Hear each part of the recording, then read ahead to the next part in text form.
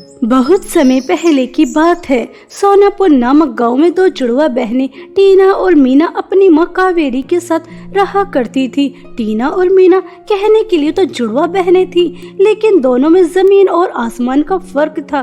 क्योंकि जहाँ मीना परियों की तरह सुंदर थी, उसके सुनहरे लंबे घने बाल, रंग दूध की तरह सफेद, नीली नीली बड़ी बड़ी आंखें, उसकी सुंदरता में कोई कमी नहीं थी। वहीं दूसरी तरफ टीना सांवली थी, जिस वजह से लोग उसका बहुत मजाक उड़ाया करते थे। एक तरफ मीना की तारीफ करते करते नहीं थकते थे, तो दूसरी तरफ टीना का मजाक उड़ाते उड़ाते नहीं थकते थे। ऐसे ही एक दिन दोनों बहनें पड़ोस में सरिता आंटी की बेटी के बर्थडे पार्टी में जाती हैं। वहां जाने के बाद टीना को देखते ही सब उसके ऊपर हंसने लगते हैं और आपस में बातें करने लगते हैं। सरिता बहन, यह कावेरी की दोनों जुड़वा बेटियां हैं ना, टीना और मीना। देखो तो, कहने के लिए जुड़वा, लेकिन दोनों में कितना ज्यादा फर्क है। एक इतनी ज्यादा सुंदर तो दूसरी कितनी ज्यादा बदसूरत, काली कलूटी, एक उजाला तो दूसरी काली रात, अंधेरा ही हो जाए। औरतें हो लड़कियां हो, सब टीना को देखकर उसका बहुत मजाक उड़ा रहे थे, उसके ऊपर हंस रहे थे। तभी मीना के पास सरिता की बेटी सोनी आती है और वह मीना से कहती है, अरे यार मीना, तुझे भी क्या जरूरत थी इस काली कलूटी को यहाँ पर लेकर आने की। पूरी पार्टी में ग्रहण लगा दिया, मनहूसियत से फैला दी। मैं तो सिर्फ तुझसे दोस्ती रखती हूँ, तेरी इस काली कलूटी बहन से नहीं। यहाँ पर क्यों लेकर आई है मेरे जन्मदिन पार्टी में? यार, इसे यहाँ से भगा दे, मुझे काले लोग बिल्कुल भी पसंद नहीं है, ये तो तुझे पता है ना। सोनी यार, मैं भी कहाँ पसंद करती हूँ इस काली कलूटी को। मैं तो इसे अपने साथ कहीं लेकर भी जाना पसंद नहीं करती। जब भी इसे अपने साथ कहीं लेकर जाती हूँ, मेरी तो बहुत इंसल्ट होती है। शर्मिंदगी से मेरा सर नीचे झुक जाता है। लेकिन क्या तुम मेरी मम्मी के स्वभाव के बारे में नहीं जानती? अगर इसे कहीं अपने साथ नहीं लेकर जाती तो वे मेरी बहुत पिटाई करती है। बस पिटाई से बचने की वजह से इस काली कलूटी को अपने साथ रखती हूँ। देख मीना यार, अगर तू इस काली कलूटी का पीछा नहीं छोड़ सकती तो सॉरी यार, मुझे कहते हुए अच्छा तो नहीं लग रहा, लेकिन तू भी मेरी पार्टी को छोड़कर इस काली कलूटी के साथ जा सकती है। क्योंकि अभी बहुत बड़े बड़े गेस्ट आने वाले हैं और जब वो इस काली कलूटी के बारे में पूछेंगे तो हमारी कितनी इंसल्ट होगी।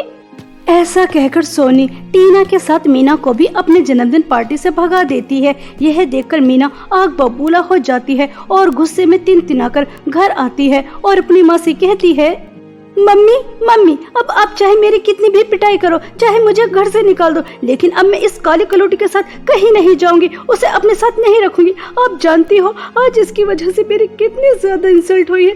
मैं तो किसी को मुंह दिखाने के काबिल नहीं बची। सोनी ने मुझे अपनी पार्टी से सबके सामने धक्के मार के निकाला है, सिर्फ इस काली कलूटी की वजह से। वो मेरी कितनी अच्छी दोस्त थी, अगर आप मुझे इसके साथ वहाँ नहीं भेजती तो मेरी इतनी इंसल्ट नहीं होती। मम्मी, आपको क्या मिलता है मेरी इंसल्ट कराने में? मीना, इन सब में तो मुझे तुम्हारी इंसल्ट होते हुए कहीं भी नजर नहीं आ रही। पार्टी में सब औरतें तुम्हें देखकर कितना ज्यादा खुश हो रही थी, तुम्हारी कितनी तारीफ कर रही थी, तुम्हारे सुंदर बालों की, तुम्हारी नीली नीली आंखों की। अगर किसी की इंसल्ट हो रही थी तो वो सिर्फ मैं थी। सब मुझे काली कलूटी, अमावस की रात, काली बंदरिया, पता नहीं किस किस नाम से पुकार रहे थे।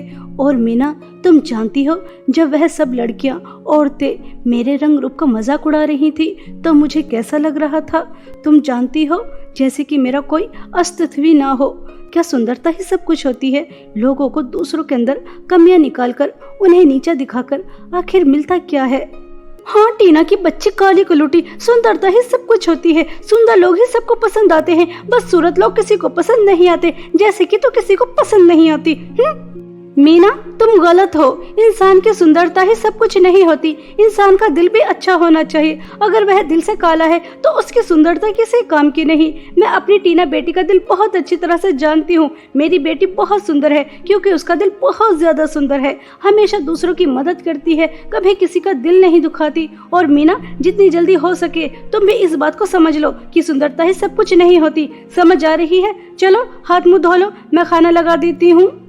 ऐसा कहकर कावेरी वहां से चली जाती है और ऐसे ही समय बीत रहा था और एक दिन कावेरी के पास उसकी बहन का फोन आता है। तभी वह दौड़ी दौड़ी अपनी दोनों बेटियों के पास आती है और उनसे कहती है, तुम दोनों समय पर तैयार रहना। अभी जमुना दीदी का फोन आया था, वह बता रही थी इतने सालों से जो राजमहल बंद था, अब उसकी रानी विदेश से अपने बेटे के साथ वापस आ रही हैं और वह बहुत बड़ी पार्टी भी दे रही हैं। उन्होंने सभी को इनवाइट किया है, शाम को जाना है, अच्छे से तैयार हो जाना, ठीक है?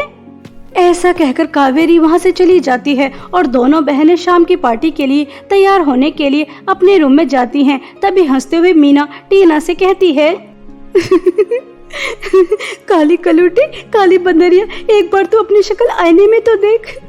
यह रेड लिपस्टिक लगाकर तो कितनी ज्यादा बदसूरत लग रही है, और वैसे भी तो कितनी भी अच्छी लिपस्टिक लगा ले, कितने भी अच्छे से तैयार हो जा, लेकिन लगेगी तो बिल्कुल वैसी की वैसी ही जैसी है, बदसूरत की बदसूरत। मेरी तरह सुंदर नहीं हो जाएगी। अभी देख, मैंने मेकअप भी नहीं किया, लिपस्टिक भी नहीं लगाई, ड्रेसअप भी नहीं की, फिर भी कितनी ज्यादा सुंदर लग रही हूँ। वैसे मैं तुझे फ्री में एक एडवाइस दूं, अगर मेरी बात माने तो। हाँ मीना, बताओ तुम मुझे क्या एडवाइस देना चाहती हो? देखिए, तो तू अच्छी तरह से जानती है कि तू काली कलूटी बदसूरत है, तुझे देखना कोई पसंद नहीं करता, बल्कि तेरे ऊपर सब हंसते हैं, तेरा कितना मजाक उड़ाते हैं। अगर तू चाहती है कि पार्टी में तेरा कोई मजाक ना उड़ाए, सब तेरे ऊपर ना हंसे, तो मेरी बात मान, तो पार्टी में जाना कैंसिल कर दे। क्योंकि तूने कुछ दिन पहले देखा ही था, सोनी के बर्थडे पार्टी में सब तेरे ऊपर कितना हंस रहे थे। मैं तो बस तेरे भले के लिए कह रही हूँ, क्योंकि ये पार्टी वगैरह बदसूरत लोगों के लिए नहीं होती, सिर्फ सुंदर लोगों के लिए होती है, जैसे कि मैं सुंदर हूँ। मीना, कुछ भी कहो, लेकिन आज तुमने बिल्कुल 100% बात बिल्कुल सही कही है। मेरी वजह से तुम्हारी और माँ की बहुत इंसल्ट होगी और सब मेरा मजाक भी उड़ाएंगे, और जब सब मेरा मजाक उड़ाते हैं, मेरे ऊपर हंसते हैं, तो मेरा आत्मविश्वास बहुत कम हो जाता है। इसलिए मैं पार्टी में नहीं जाऊंगी। टीना के इतना कहते ही मीना बहुत ज्यादा खुश हो जाती है और वह बहुत अच्छे से तैयार होकर अपनी माँ के साथ पार्टी में जाने लगती है। कावेरी टीना से पूछती है तो वह बुखार आने का बहाना दे देती है और घर में अकेली रुक जाती है। अपनी माँ और बहन के पार्टी में जाने के बाद टीना खुद को आईने में देखकर बहुत ज्यादा फूट फूट कर रोती है। आज मैं अपने रंग रूप की वजह से इतनी बड़ी पार्टी में नहीं गई। सब वहाँ पर कितना एंजॉय कर रहे होंगे, बस मुझे छोड़कर। अगर मैं भी सुंदर होती, काली नहीं होती, तो कोई मेरा मजाक नहीं उड़ाता, मेरे ऊपर हंसता नहीं, तो कितना अच्छा होता। मगर ऐसा नहीं है, हकीकत ये नहीं है। मैं काली हूँ, सुंदर नहीं हूँ, मगर क्या मुझ जैसी लड़कियों को जीने का कोई अधिकार नहीं? क्या मुझे पार्टी शादी में जाने का कोई अधिकार नहीं? मैं खुश नहीं रह सकती। मुझे दुखी करने में, मुझे नीचे दिखाने में आखिर दुनिया वालों को क्या मिलता है? वो मुझे खुश क्यों नहीं रहने देते? ऐसा कहकर टीना बहुत ज्यादा फूट फूट कर रो रही थी। तभी टीना को बाहर से किसी के रोने की आवाज आती है। टीना तुरंत बाहर जाकर देखती है तो एक बूढ़ी औरत रो रही थी। तभी टीना उनसे कहती है, अरे अम्मा जी, आप क्यों रो रही हैं? आखिर क्या परेशानी है? बेटा, मैं इस गांव की नहीं हूँ, आँखों से थोड़ी कमजोर हूँ, चलती चलती रास्ता भटक गई, क्या तुम मुझे मेरे घर तक पहुँचा सकती हो?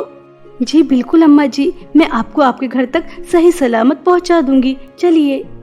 ऐसा कहकर टीना उस बूढ़ी औरत के साथ चलने लगती है। तभी उसे रास्ते में एक जख्मी खरगोश मिलता है, जिसे देखकर टीना कहती है, अम्मा जी, आप थोड़ी देर के लिए यहाँ बैठ जाइए, एक खरगोश बहुत ज्यादा जख्मी है, मैं उसकी मदद कर आती हूँ।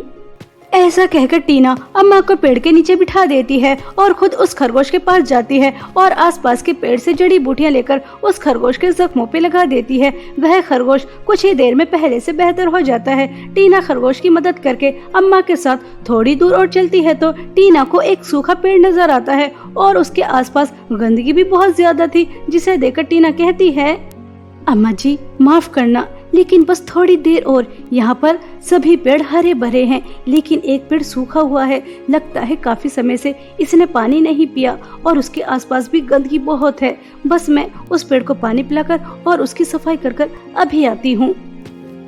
ऐसा कहकर टीना अम्मा को एक जगह पर बैठा देती है और नदी से पानी लेकर आती है और उस पेड़ को पेट भरकर पानी पिलाती है और उसके बाद उसके आसपास की सफाई भी करती है। और जैसे ही पीछे मुड़कर देखती है तो टीना की आंखें खुली की खुली रह जाती हैं, क्योंकि जो टीना के साथ अम्मा थी वह एक सुंदर परी के रूप में आ जाती हैं।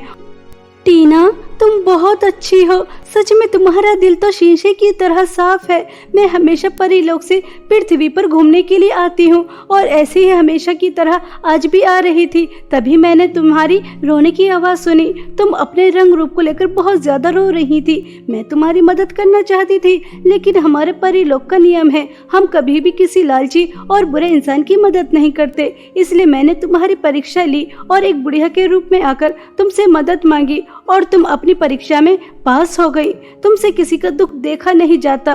कैसे तुमने खरगोश की मदद की, सूखे पेड़ को पानी पिलाया। अब मैं तुम्हारी मदद कर सकती हूँ। आओ मेरे साथ चलो, मेरे जादुई सोने और चांदी की लिपस्टिक की नदी के पास। ऐसा कहकर परी टीना को अपने साथ जादुई सोने और चांदी की लिपस्टिक की नदी के पास ले जाती है, जहाँ पर एक तरफ जादुई सोने की लिपस्टिक बह रही थी और दूसरी तरफ जादुई चांदी की लिपस्टिक बह रही थी। तभी परी दोनों जादुई सोने और चांदी की लिपस्टिक में से एक एक जादुई लिपस्टिक टीना को देती है और उससे कहती है, टीना 3 बार जादुई सोने की लिपस्टिक लगाओ और 2 बार जादुई चांदी की लिपस्टिक लगाओ और उसके बाद देखना जो जादुई सोने और चांदी की लिपस्टिक की नदी की जादुई लिपस्टिक से कमाल होगा। परी के ऐसे कहने पर टीना 3 बार जादुई सोने की लिपस्टिक लगाती है और 2 बार जादुई चांदी की लिपस्टिक लगाती है और देखते ही देखते टीना बहुत ज्यादा सुंदर हो जाती है, बिल्कुल ऐसे जैसे आसमान से कोई सुंदर परी उतरी हो। खुद को इतना ज्यादा सुंदर देखकर टीना बहुत ज्यादा खुश होती है और परी को धन्यवाद कहती है। परी जी, आपका बहुत बहुत धन्यवाद। अब कोई मेरे रंग रूप का मजाक नहीं उड़ाएगा, मेरे ऊपर हंसेगा नहीं, सब मुझसे दोस्ती करेंगे। मैं शादी पार्टी में भी जाऊंगी, दोस्त बनाऊंगी, एंजॉय करूंगी। अब मैं अपनी जिंदगी को भरपूर जीऊंगी।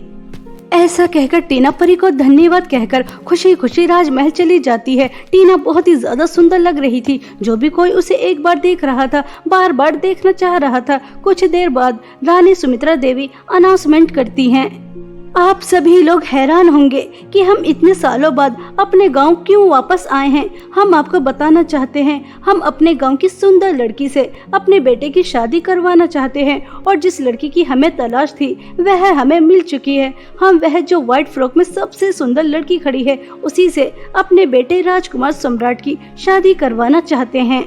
व्हाइट फ्रॉक में सुंदर लड़की कोई और नहीं बल्कि टीना ही थी।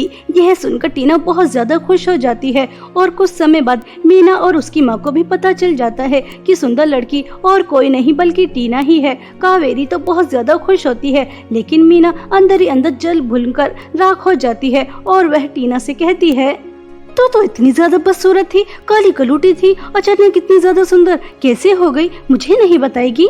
मीना, क्योंकि मेरे पास जादुई सोने और चांदी की लिपस्टिक है जिसे लगाते ही मैं इतनी ज्यादा सुंदर हो गई। अरे वाह, जब ये काली कलूटी बदसूरत इतनी ज्यादा सुंदर हो सकती है तो मैं तो कितनी ज्यादा सुंदर हूँ, और भी ज्यादा सुंदर हो जाऊंगी। मुझसे ज्यादा सुंदर और कोई नहीं होगा और फिर राजकुमार सम्राट से तो मेरी ही शादी होगी, इस काली कलूटी की नहीं। घर जाते ही तुरंत जादुई सोने और चांदी की लिपस्टिक लगा लूंगी, फिर देखना टीना की बच्ची तो कैसे करती है राजकुमार सम्राट से शादी।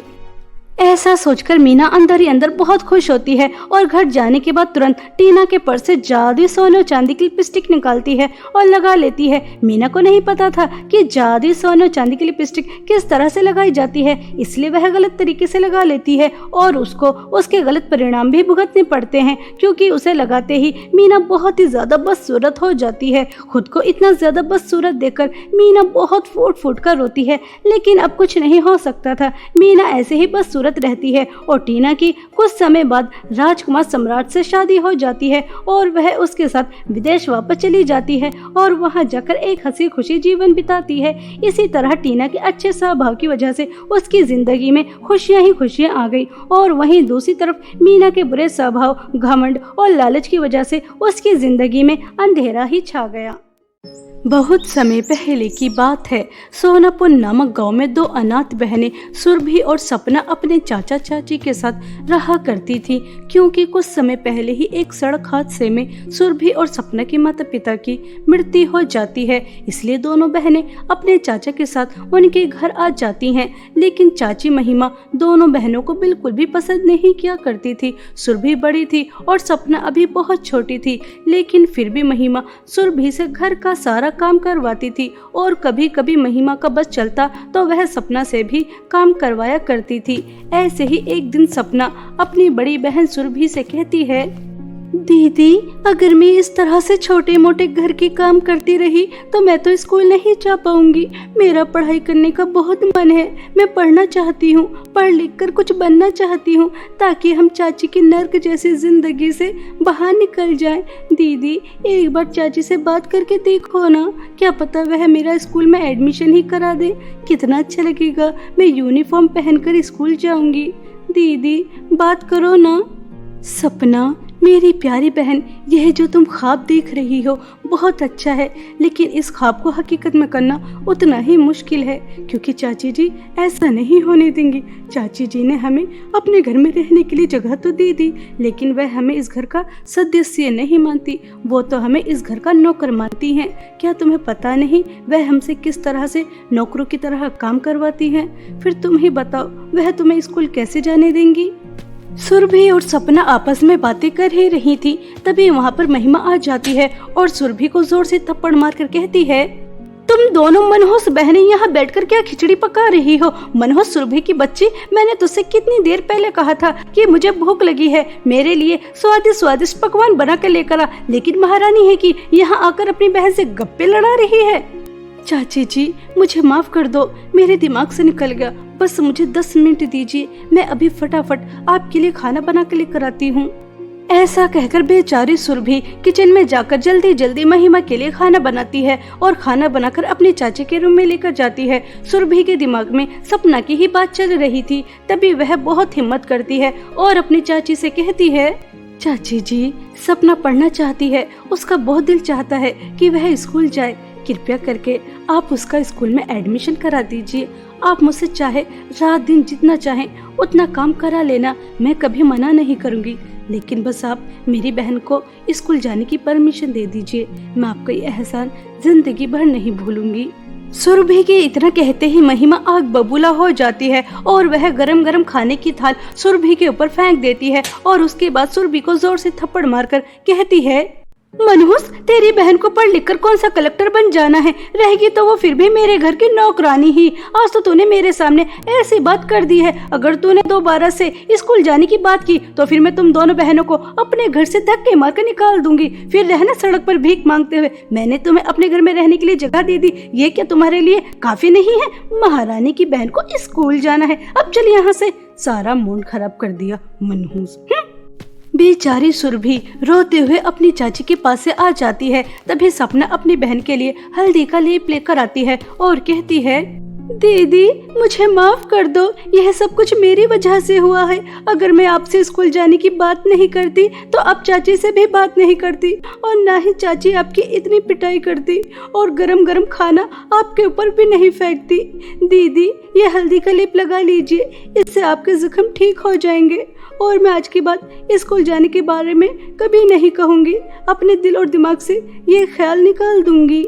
ऐसा कहकर सपना बहुत रोती है और सुरभि भी अपने जख्मों पर हल्दी का लेप लगा लेती है और दोनों बहनें रोते रोते सो जाती हैं। सुबह होने के बाद महिमा सुरभि को बुलाती है और उससे कहती है, सुन करमजली, मेरी बेटी अपनी नानी के घर से वापस आ रही है और मेरी बेटी को गंदगी बिल्कुल भी पसंद नहीं है, इसलिए पूरे घर की अच्छी तरह सफाई कर देना और उसके रूम को दुल्हन की तरह सजा देना और हाँ 5 तरह के अलग अलग पकवान भी बना देना, क्योंकि मेरी बेटी को अलग अलग वेराइटी का खाना खाना बहुत पसंद है। और तो सुन सपना की बच्ची पूरे गार्डन की सफाई करेगी, मेरी बेटी को गार्डन भी गंदा पसंद नहीं है। मेरी बेटी को अगर तुम दोनों मनहूस बहनों की वजह से कोई भी परेशानी हुई तो मैं तुम्हें छोड़ूंगी नहीं। अब चलो यहाँ से अपना काम करो। बेचारी सुरभि के हाथ में अभी भी छाले थे, उनमें अभी भी जलन हो रही थी, लेकिन वह अपनी चाची को काम करने से मना नहीं कर सकती थी, उसकी मजबूरी थी। ऐसे ही छालों में इतने दर्द में घर का सारा काम करना पड़ता है। पहले वह पूरे घर की सफाई करती है, महिमा की बेटी सुनैना के रूम को दुल्हन की तरह सजाती है और उसके बाद इतने दर्द में इतनी जलन में बहुत मुश्किल से चूल्हे के पास जाकर 5 तरह के अलग अलग पकवान बनाती है और वहीं दूसरी तरफ सपना गार्डन की सफाई कर रही थी। ऐसे ही दोनों बहनें अपना अपना काम कर रही थीं। कुछ समय बाद सुनैना अपनी नानी के घर से वापस आ जाती है और वह डाइनिंग पर बैठकर अपनी माँ के साथ खाना खा रही थी। तभी उसकी नजर दोनों बहनों के ऊपर जाती है और वह अपनी माँ से कहती है, ओहो मम्मी, मुझे आपको कितनी बार समझाना पड़ेगा कि मुझे ऐसी बहन जी और गंवार नौकरानियाँ बिल्कुल पसंद नहीं है। कम से कम नौकरानी भी तो मेरे स्टेटस की होनी चाहिए। मुझे दोनों बिल्कुल पसंद नहीं आई और खाना भी ज्यादा अच्छा नहीं बनाया। देखो तो कितनी मिर्चें हैं। आप इन्हें फौरन इस घर से निकाल दीजिए और जैसी नौकरानी मुझे पसंद है इस घर में वैसी ही नौकरानी रहेंगी। आप समझ रही है ना मैं क्या कह रही हूँ? अरे बिटिया कोई बात नहीं, अगर तुझे दोनों नौकरानी पसंद नहीं है तो क्या हुआ, मैं अभी निकाल देती हूँ, लेकिन मैं अपनी बेटी को उदास नहीं कर सकती। चलो चलो तुम दोनों अपना बोरे बिस्तर बांधो और इस घर से रफू चक्कर हो जाओ और दोबारा से यहाँ नजर उठाकर भी मत देख लेना, क्योंकि मेरी बेटियों को तुम पसंद नहीं आई और मेरी बेटी की पसंद मेरे लिए सबसे पहले है। चलो निकलो यहाँ से। चाची जी, यह आप क्या कह रही हैं? इतनी रात को हम दोनों बहन कहाँ जाएंगे? हमारा तो आपके सिवा और कोई नहीं है। चाची जी, मैं आपके पैर पड़ती हूँ, आपके हाथ जोड़ती हूँ, कृपया करके हमें मत निकालिए।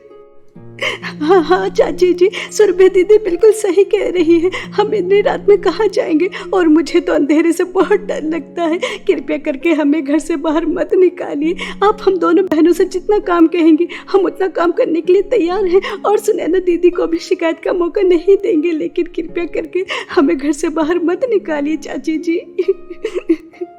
दोनों बहनें अपनी चाची के सामने बहुत गड़गड़ाती हैं, उनके पैर भी पड़ती हैं, लेकिन चाची को बेचारी दोनों अनाथ बहनों के ऊपर जरा भी रहम नहीं आता और वह धक्के मारकर दोनों को निकाल देती हैं। दोनों बहनें रात के अंधेरे में इधर से उधर भटकती रहती हैं, लेकिन उन्हें रहने के लिए कोई जगह नहीं मिलती। दोनों बहनें सड़क के किनारे सो जाती हैं। सुबह होने के बाद सपना रोते हुए सुरभि से कहती है, दीदी अब हम दोनों बहनें कहाँ जाएंगी? दीदी कल से खाने के लिए भी कुछ नहीं मिला। मुझे बहुत तेज भूख लगी है। मैं भूखे पेट एक और कदम नहीं चल सकती। अब हम कहाँ रहेंगे, क्या खाएंगे? ये हमारे ऊपर कैसी मुसीबत आ पड़ी। हमारा तो इस दुनिया में एक दूसरे के सिवा और कोई है ही नहीं। दीदी सपना मेरी प्यारी बहन, ऐसे नहीं रोते। जब एक रास्ता बंद हो जाता है तो दूसरा रास्ता अपने आप बन जाता है। अगर हमारा कोई नहीं है, हम तो है ना एक दूसरे का सहारा। हम जंगल से लकड़ियाँ लेकर आएंगे और अपने लिए जंगल में एक छोटी सी कुटिया बनाएंगे और वहाँ पे रहेंगे। और रही खाने की बात, तो मैं लोगों के घरों में झाड़ू पोंछा करूँगी। वहाँ से जो भी पैसे मिलेंगे उसी से हम अपना गुजर बसर करेंगे। ठीक है मेरी प्यारी बहन, ऐसे नहीं रोते, चुप हो जाओ।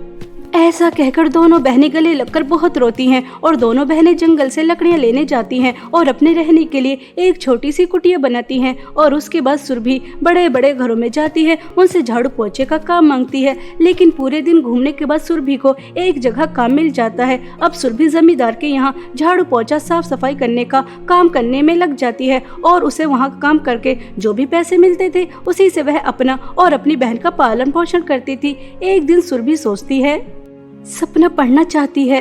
अगर मैं और ज्यादा मेहनत करूं, एक समय खाना खाऊं, तो जो पैसे बचेंगे उसी से मैं सपना का स्कूल में एडमिशन करा दूंगी। मेरा क्या है, एक समय खाना खाकर भी मेरा गुजारा हो जाएगा। हाँ, यही ठीक रहेगा। ऐसा सोचकर सुरभि सपना को 2 वक्त का खाना खिलाती है और खुद 1 वक्त का खाना खाती है। और एक घर की जगह अब सुरभि 4-5 घर में झाड़ू पोंछा करने जाती है और ज्यादा से ज्यादा पैसे इकट्ठा करती है ताकि वह सपना का स्कूल में एडमिशन करा सके। और अब उसके पास कुछ ही दिनों में इतने पैसे इकट्ठा हो चुके थे कि वह सपना का स्कूल में एडमिशन करवा सकेगी। सुरभि बहुत खुश थी कि अब सपना का सपना पूरा हो जाएगा। लेकिन अचानक एक तूफान आता है और दोनों बहनों की इन खुशियों को उड़ाकर ले जाता है, क्योंकि एक रात दोनों की इस छोटी सी झोपड़ी में चोर आ जाते हैं और सुरभि ने जो पैसे जोड़ कर रखे थे, जो भी घर में राशन था, वह सब चोर चुरा कर ले जाते हैं। सुबह उठकर दोनों बहनें देखती हैं तो उनकी कुटिया में कुछ भी नहीं था। यह देखकर दोनों बहनों के पैरों तले जमीन खिसक जाती है। सुरभि बहुत ज्यादा रोती है। सपना मेरी प्यारी बहन, यह क्या अनर्थ हो गया। हमारे घर में जो भी था सब चोरी हो गया। मैंने कितनी मेहनत से एक एक पाई करके जोड़ी थी, लेकिन चोरों ने कुछ भी नहीं छोड़ा। ये हम गरीबों की कैसी परीक्षा है जो खत्म होने का नाम ही नहीं लेती, एक के बाद एक शुरू हो जाती है। सपना, मैं काम पर जा रही हूँ। मालकिन से कुछ पैसे मांग कर देखूंगी, अगर मिल गए तो घर का राशन लेकर आ जाऊंगी। ठीक है? ऐसा कहकर सुरभि रोते हुए घर से काम करने के लिए जा रही थी। तभी उसे रास्ते में जाल में एक चिड़िया फंसी नजर आती है जो बहुत ही ज्यादा जख्मी थी। सुरभि तुरंत उसके पास जाती है, उसे जाल से बाहर निकालती है, नदी से पानी पिलाती है और जड़ी बूटी के पेड़ से कुछ जड़ी बूटियां लेकर उस चिड़िया के जख्मों को ठीक करती है। तभी वह चिड़िया अपने असली रूप में आ जाती है। असल में वह एक बहुत सुंदर परी थी। तभी वह सुरभि से कहती है, सुरभि, तुमने एक परिंदे को बचाने के लिए कितना प्रयास किया। तुम बहुत अच्छी हो, इसलिए मैं तुम्हारी मदद करना चाहती हूँ। आओ मेरे साथ चलो, मेरी जादुई सोने और चांदी की नेकलेस की नदी के पास। ऐसा कहकर परी अपने साथ सुरभि को जहाँ पर जादुई सोने और चांदी की नेकलेस की नदी थी वहाँ ले जाती है, जहाँ एक तरफ सोने के नेकलेस की नदी बह रही थी और दूसरी तरफ चांदी के नेकलेस की नदी बह रही थी। तभी जादुई सोने और चांदी की नेकलेस की नदी से आवाज आती है, नटखट परी, तुम इस लड़की को अपने साथ यहाँ लेकर आई हो। इसका मतलब तुम मेरी नदी से इसे जादुई नेकलेस देना चाहती हो। लेकिन तुम्हें अच्छी तरह से पता है, जब तक ये अपनी परीक्षा में पास नहीं होगी तब तक मैं इसकी मदद नहीं कर सकती। हाँ तो तुम सुनो लड़की, अगर तुम जादुई चांदी की नेकलेस की नदी की तरफ जाओगी तो तुम्हारे सामने सोना, हीरे, जवाहरात, बहुत सारी धन दौलत पड़ी मिलेगी। और अगर तुम जादुई सोने की नेकलेस की नदी की तरफ जाओगी तो वहाँ बहुत सारी वृद्ध महिलाएं हैं, उन्हें तुम्हारी मदद की जरूरत है। बताओ अब तुम दोनों जादुई सोने और चांदी की नेकलेस की नदी की किस तरफ जाओगी? जादुई सोने और चांदी की नेकलेस की नदी, मेरे माता पिताजी हमें हमेशा सिखाते थे कि अपने से बड़ों की मदद या उनकी सेवा करना पुण्य का काम होता है और पुण्य धन दौलत से बढ़कर होता है। इसलिए मैं धन दौलत नहीं बल्कि वृद्ध महिलाओं की मदद करना चाहूंगी और धन दौलत का लालच बिल्कुल भी नहीं करूंगी, क्योंकि लालच बुरी बला होती है।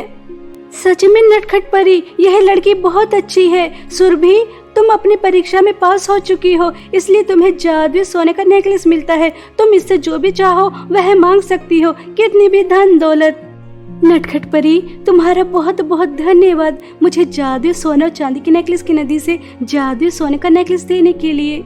सुरभि नटखट परी को धन्यवाद कहकर घर वापस आ जाती है और सपना को जादुई सोने के नेकलेस के बारे में सब बताती है और दोनों बहनें जादुई सोने के नेकलेस से कहती हैं, जादुई सोने के नेकलेस, हमारे सामने एक महल जैसा घर आ जाए जिसके अंदर कोई भी कमी ना हो और हम दोनों बहनों के लिए सुंदर सुंदर ड्रेस, स्वादिष्ट स्वादिष्ट पकवान, यह सब हमारे सामने आ जाए।